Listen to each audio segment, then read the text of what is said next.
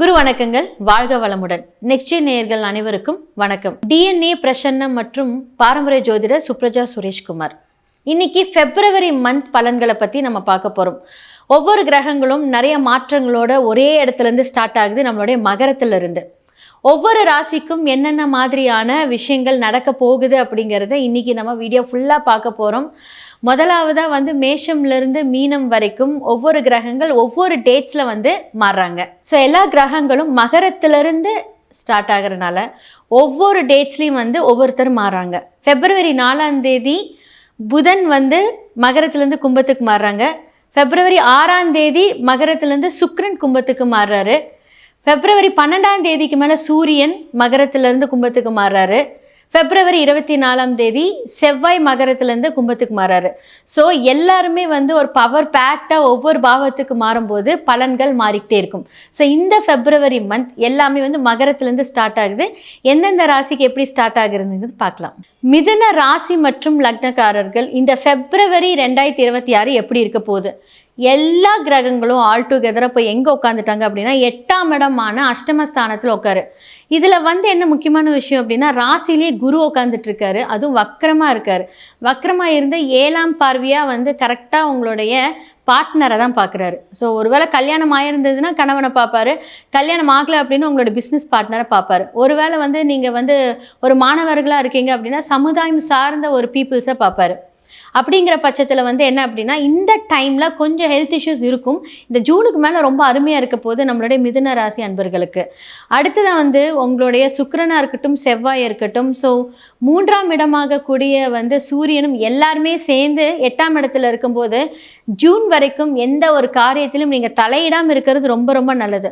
குடும்பத்தில் கொஞ்சம் அமைதியாக போங்க. ஒரு தொழில் செய்கிறதா இருந்தால், இன்வெஸ்ட் பண்ணுறதா இருந்தால் இப்போ எதுவுமே பண்ண வேண்டாம். ஏன்னா எல்லாமே 8 அப்படிங்கிற ஒரு பிரச்சனைக்குரிய ஒரு ஸ்தானத்தில் போய் உட்காந்துட்டு இருக்கு. குழப்பங்கள் ஜாஸ்தியாக இருக்கும். மிதுன ராசிக்கு எல்லாமே விடிவு காலம் அப்படின்னு சொல்லுவாங்க. இந்த ஜூன் வரைக்குமே கொஞ்சம் ஜாக்கிரதையாக இருக்கணும். குரு அடுத்ததான் மாறினதுக்கு அப்புறமா உங்களுக்கு நிறைய பண வரவுகள், திடீர் பணம், இப்படி வரக்கூடிய எல்லா விஷயங்களும் நடக்க போகுது. அதே மாதிரி சுக்கிரன் அப்படின்னு சொன்னாலே, குரு அப்படின்னு சொன்னாலே நமக்குடைய டெய்லி வருமானம், குரு அப்படின்னாலே பணம், இது எல்லாமே உங்களுக்கு ட்ராப் அவுட் ஆகிருக்கும். ஸோ ப்ளச் பண்ணி செலவு பண்ணுறது, பிஸ்னஸ்க்கு ரொட்டேஷனுக்காக கடன் வாங்குறது, இதெல்லாமே மிதுன ராசிக்காரங்க இந்த டைமில் ஸ்டார்ட் பண்ணியிருப்பீங்க. உங்களுடைய லக்ன பாவங்கள் என்னன்னு பார்க்கணும். ஸோ லக்னத்துக்கு உண்டான பாவங்கள் நம்மளுடைய கோச்சாரத்தில் எப்படி பார்க்கப்படுகிறது அப்படின்னு பார்க்கணும்.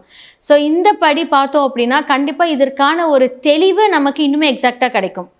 ஸோ நீங்கள் மிதுன ராசிக்காரங்க என்ன மாதிரியான விஷயங்களை கொஞ்சம் ஜாக்கிரதையாக இருக்கணும் அப்படின்னா இப்போ எந்த இன்வெஸ்ட்மெண்ட்டும் பண்ணவே வேண்டாம். நீங்கள் ஒரு விஷயத்த பண்ணீங்க அப்படின்னா கண்டிப்பாக லேண்ட் டாக்குமெண்ட்ஸ் வைக்கக்கூடியனா 3ஆம் இடம் அப்படிங்கிறது டாக்குமெண்ட்ஸ் அதெல்லாமே குரு வக்கரமாக இருக்கும்போது நம்மளுடைய சிந்தனைகள் எல்லாமே ஆப்போசிட்டாக நம்மளுடைய, ஏன்னா 9ஆம் இடத்துல ராகு வேறு இருக்கார் இல்லையா, அப்படிங்கிற போது என்னென்ன ஜாக்கிரதையாக இருக்கணும். 10லே கர்ம சனி முழு பாவியாக இருந்து இருக்கார்.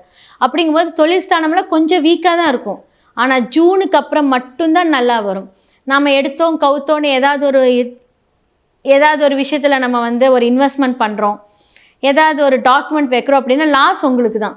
ஏன்னா நல்ல நேரத்தில் எது வச்சாலுமே நமக்கு ரிட்டன் வரும். ஸோ நமக்கு தேவையில்லாத நேரத்தில் ஏதாவது வச்சோம் அப்படின்னா அந்த ரிட்டன் கூட வராது, அது பிரச்சனையில் மாட்டி ஸோ நம்மளே பிரச்சனையில் போய் சார்ந்து உட்காந்துக்குவோம். இதெல்லாமே நடக்காமல் இருக்கணும் அப்படின்னா இந்த டைமில் கொஞ்சம் அமைதி தேவை.